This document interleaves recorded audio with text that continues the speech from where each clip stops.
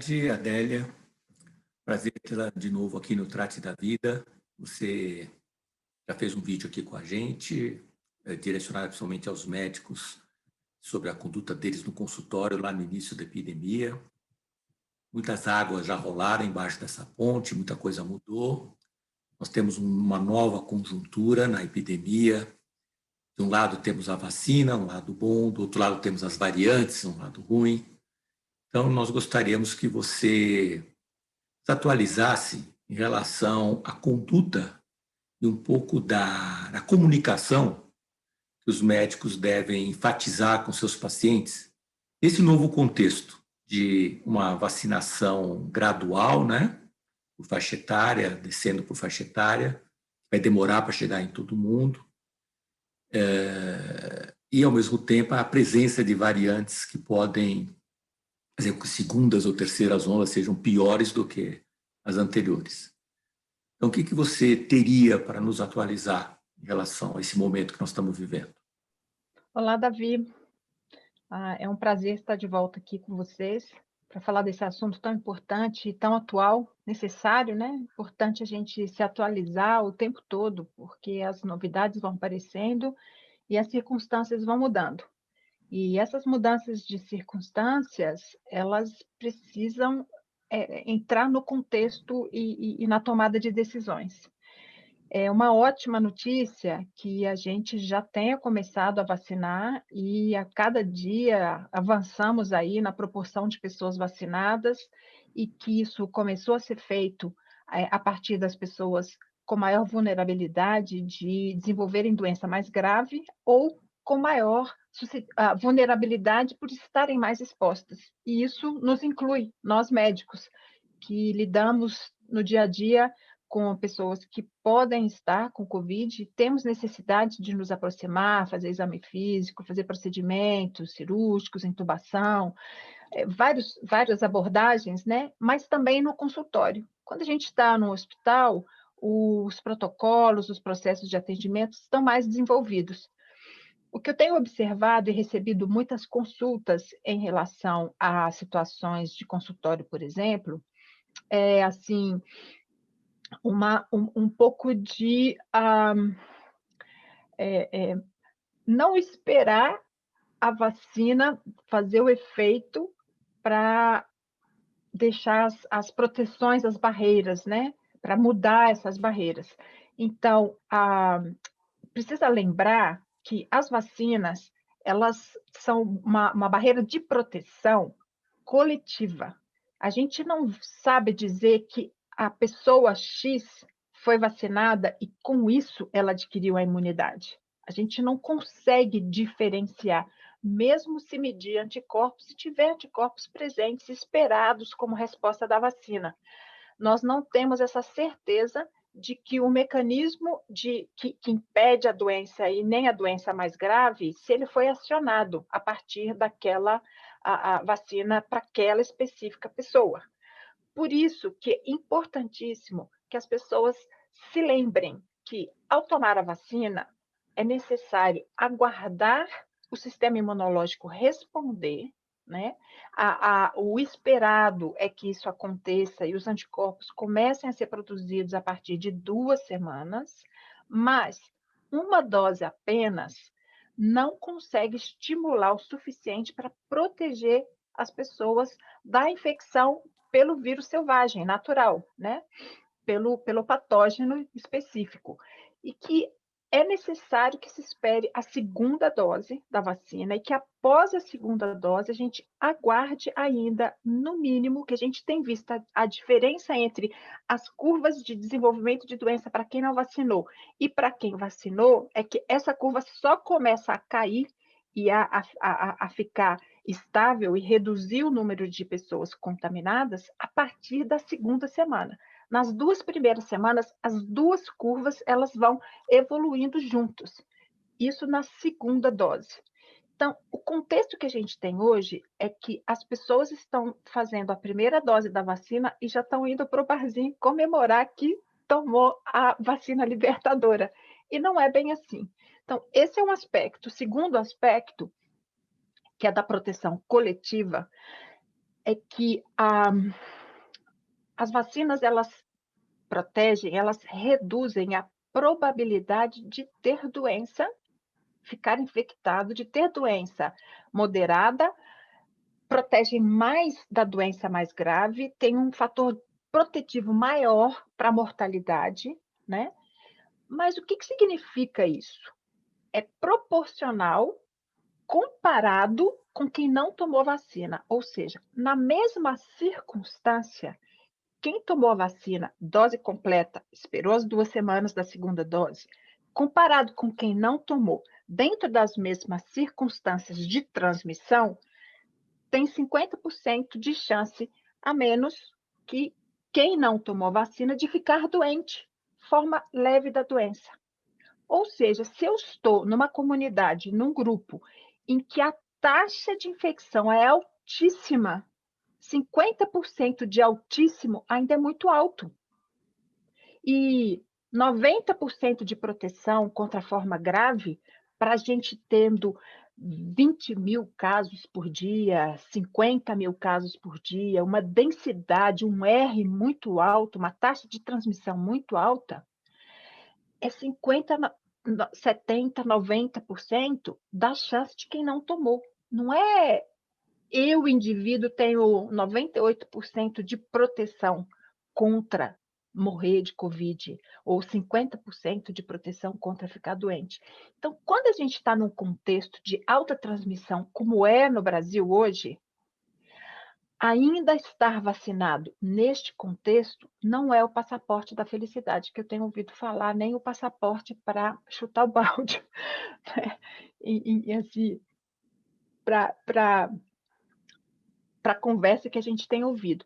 Este é um momento de esperança, porque a gente está indo para esse lugar de proteção, mas precisamos manter a segurança. Em relação às cepas novas que estão surgindo, existem diferenças e expectativas diferentes de proteção e também diferença entre as vacinas que a gente está começando a observar agora. Essas diferenças, elas acontecem por causa das plataformas que são utilizadas nas vacinas. Quando a gente tem uma vacina que ela utiliza como plataforma a a introdução do RNA dentro da célula e a célula produzir proteínas virais que vão sair da célula ou vão ser apresentadas pelos complexos de apresentação de antígenos destas células para fora da célula, esse tipo de mecanismo, ele induz uma determinada resposta imunológica que pode ajudar, inclusive, para outras invasões virais. E isso ser extrapolado, inclusive, para as nossas diferentes cepas que estão aparecendo. Isso é o que a gente tem visto nas pesquisas que estão sendo feitas, comparando circunstâncias diferentes em que o R é diferente, porque essas novas cepas produzem uma velocidade de disseminação, uma multiplicação viral dentro do organismo de quem está infectado maior, então tem maior carga viral, tem maior potencial de disseminação e também tem maior potencial de ligação dos sítios de ligação viral com os sítios receptores das nossas células humanas, né? Isso tudo criou uma conjuntura de aumento de transmissibilidade que vai impactar também no potencial de proteção das vacinas. Isso quer dizer que, muito provavelmente, nós vamos precisar de fazer repiques de vacinas e vamos precisar fazer esquemas de vacinação que vão ser anuais, bianuais, vai depender como a sociedade vai reagir, vai segurar a disseminação dessas novas cepas até que a gente tenha um ponto de corte nessa transmissão. Ou seja, temos ótimas notícias, excelentes notícias, as vacinas estão vindo, a gente está disseminando isso, estamos vacinando as pessoas, e temos algumas notícias que não são tão boas, porque as pessoas estão acreditando numa fantasia de proteção que não é real, e isso está aumentando a transmissão do vírus no momento em que a gente podia estar usando para potencializar a nossa proteção. Então, eu acho que os médicos hoje têm um papel fundamental de orientar seus pacientes sobre isso e ter essa conversa do olho no olho, explicar até que a pessoa compreenda que a gente chegou aqui até agora com bastante esforço, com muitos sacrifícios, e que a gente precisa ampliar um pouco mais a nossa a resiliência e aguentar um pouquinho mais, que vamos chegar lá. Então, essa postura das pessoas pós-vacinação é meio parecida com a postura de muitas pessoas que tiveram a doença e de forma leve. Ela diz, eu já tive a doença, não preciso nem vacinar. E a gente viu agora em Manaus, que seria a cidade com maior índice de pessoas que tiveram a doença, uma taxa provável, né, de reinfecção muito grande, né? Como se tivesse zerado essa história de que devido às novas cepas, né, de quem já foi exposto. Então, como é que é justo pensar dessa forma também, quer dizer, a preocupação da categoria médica em comunicar, inclusive para aqueles que já tiveram a doença, que devem se vacinar também? Olha, Davi, que pergunta ótima, né? Porque muitas pessoas acham assim: eu já tive, então nem preciso vacinar, ou eu já tive, não preciso me proteger, eu já tive, eu não transmito mais. Não é verdade, não é o que a gente está vendo. O que nós estamos vendo, quem está trabalhando em sistemas que fazem pesquisa e fazem estudo de PCR, faz controle de interrupção de transmissão, como nós estamos fazendo nos sistemas que eu trabalho e que eu dou consultoria e que eu planejo junto. O que está sendo feito é o acompanhamento de coortes de pessoas, de profissionais, em diversas situações, e a gente está vendo as pessoas que ficaram doentes, tiveram PCR positivo lá em abril, maio, junho, até agosto, tendo de novo PCR positivo depois desse período todo assintomático. Isso nos mostra, assim, nos faz pensar, não estou dizendo conclusão, mas nos faz refletir que algumas possibilidades estão aí. Variantes que conseguem evadir aquilo que foi criado de memória imunológica e de resposta imunológica podem estar presentes no ambiente, se disseminando, e as pessoas estão se infectando. É uma nova infecção, como se fosse um novo vírus para o nosso organismo, capaz de deixar a pessoa doente de diversas formas. E não tem correlação se eu tiver doença leve, grave, moderada, assintomática, com a nova manifestação que está se apresentando. A gente já teve pessoas com menos de 2 meses de ter a doença, de ter PCR positivo, voltar a ter o PCR positivo. Isso é uma recrudescência? Isto é, de novo, a pessoa voltando a ter a transmissão, voltando ao vírus, ele estava latente, ele voltou a se multiplicar? Isso nós não sabemos, porque a parte de investigação da genética, nós não conseguimos fazer, não temos acesso a essa tecnologia para os nossos pacientes, e aqui no Brasil isso está, infelizmente, muito atrasado. Então, a gente não consegue estudar essa dinâmica. Mas o que a gente sabe é que ter a infecção não nos protege de uma nova infecção, não nos protege de ter uma infecção assintomática e transmitir.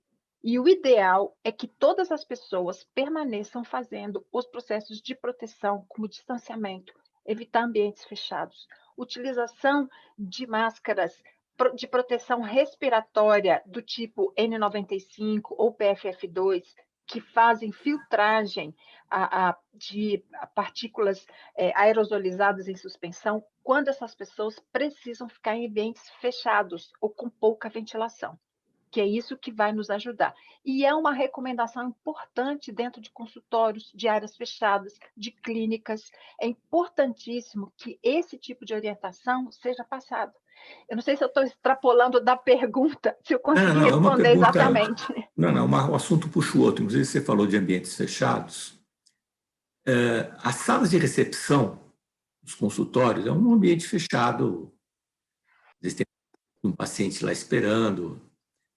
Qual seria uma orientação, inclusive aos recepcionistas, que os médicos devem dar no controle e na gestão, né, da sala de recepção para transmitir a probabilidade de transmissão deste local? Essa coisa da ventilação é muito importante, existem muitos conceitos que não correspondem ao que acontece. Por exemplo, mas eu deixo a porta aberta. Porta aberta não significa troca de área efetiva para desarranjar as nuvens de aerosol, né?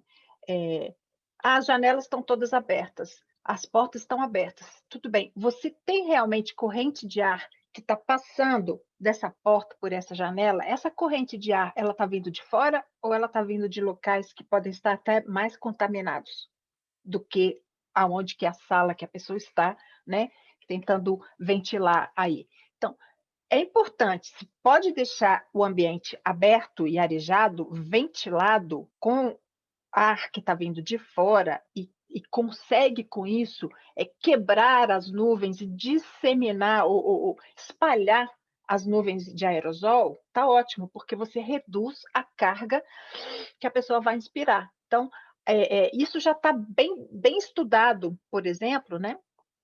Que quando a gente inala gotículas de aerosol maiores, que ficam em suspensão também, não pensa que cai rápido no chão, não. Pode demorar alguns minutos, 10, 15 minutos, mais do que suficiente para haver transmissão das gotículas maiores que estão em suspensão.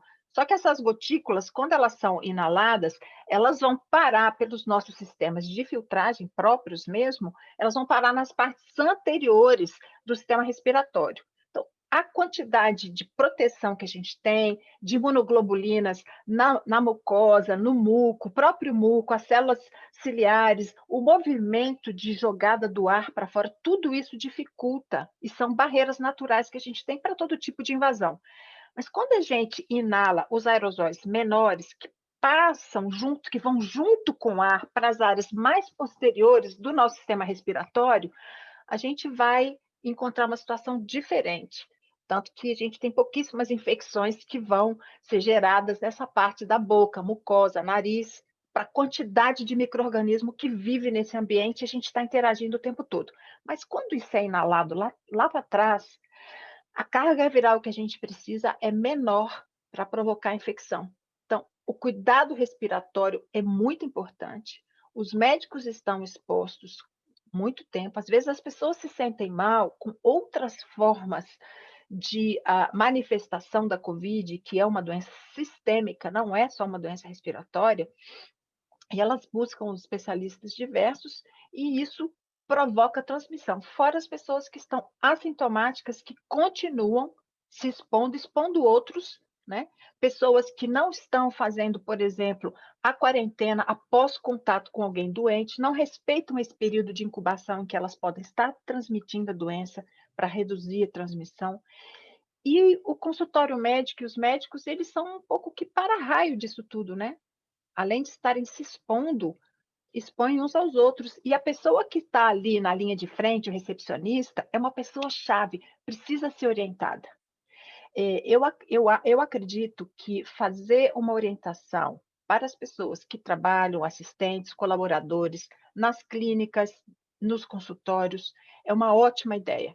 Essas pessoas podem ajudar, inclusive, a orientar os pacientes a virem para o consultório de máscara, de preferência, máscara cirúrgica, de preferência até, quando a pessoa entra no escritório, deve ser oferecida a máscara no consultório, né, para uma máscara profissional, em que tenha mais certeza de que está havendo uma proteção para essas pessoas que estão nesse ambiente de maior risco de transmissão. Porque só Manter. por sinal, essa que era a minha pergunta, eu queria que você falasse um pouco mais sobre isso, porque, em geral, o paciente chega com uma máscara de pano, né?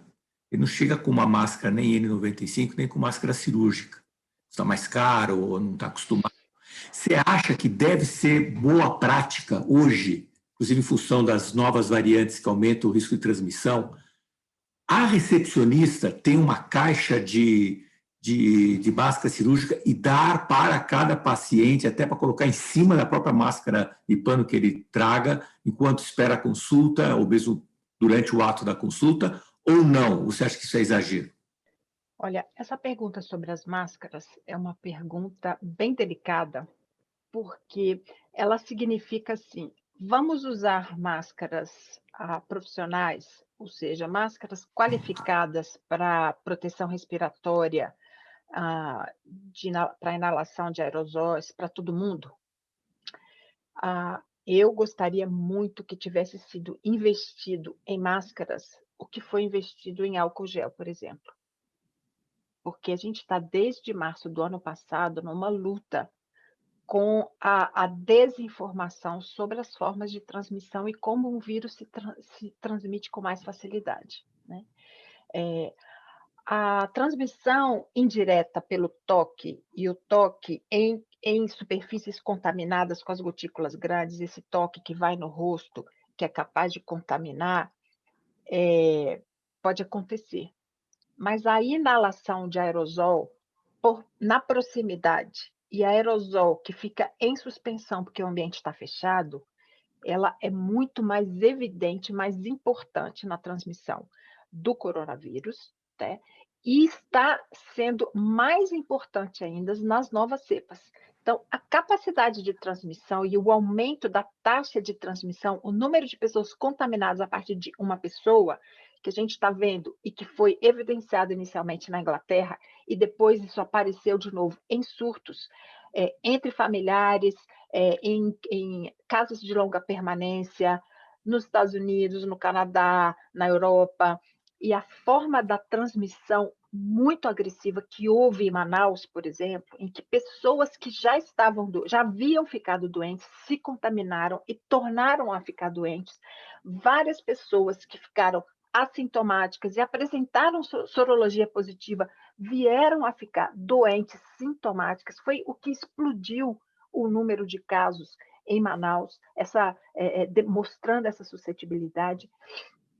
E a transmissão respiratória é extremamente importante, mesmo que seja por gotículas maiores. As máscaras de tecido, cada uma de um jeito que a gente não sabe, aquelas que ficam esticadas, aquela que quando puxa tem elástico, por exemplo, como que o elástico funciona? A fibra está contraída, quando você puxa, ela abre, né? E isso aumenta a saída e a aspiração de gotículas maiores que estão em suspensão no ambiente mesmo aberto. Quando você tem muita aglomeração, uma quantidade de gente muito grande, mesmo no ambiente aberto, você aumenta, potencializa essa transmissão.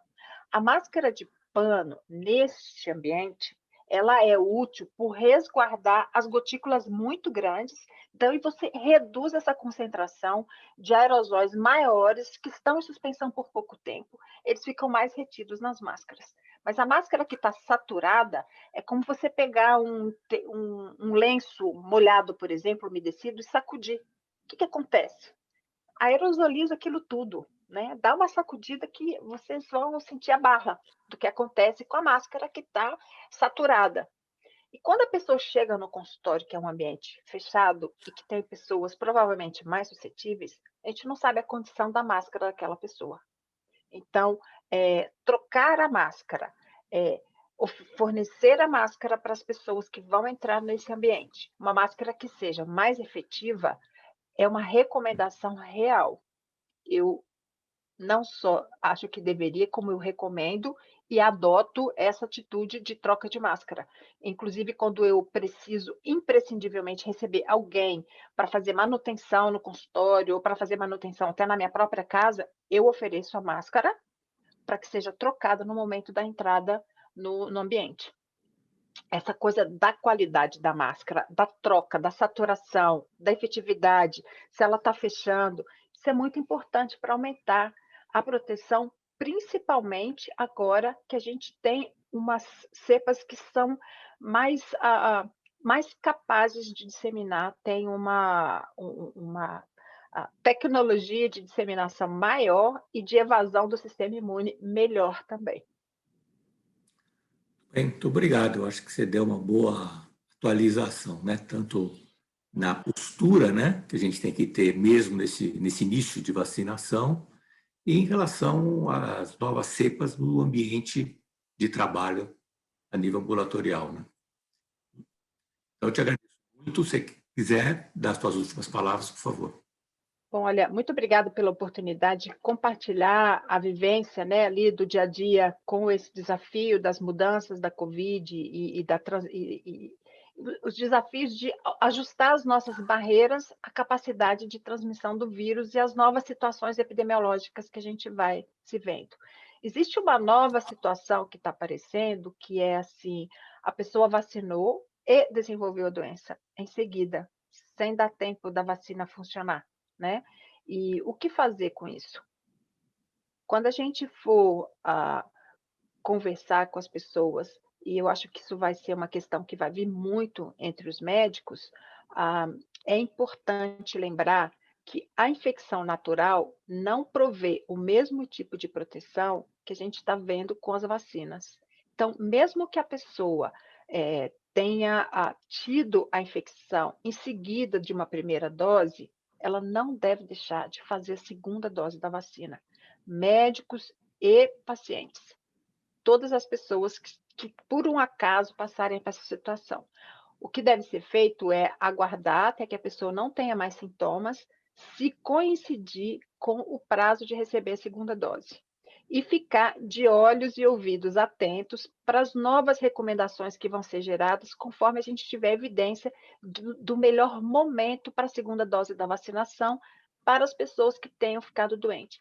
Por enquanto, essa informação não existe no dia de hoje, mas a gente vai conseguir informações melhores. Portanto, não deixem de tomar a segunda dose da vacina, mesmo se ficarem doentes, apresentarem sintomas ou PCR positivo depois de tomada a primeira dose. Assim, a gente garante que o nosso processo de vacinação seja mais próximo daquilo que é o esperado dentro dos estudos clínicos que foram feitos. Obrigado. Boa tarde.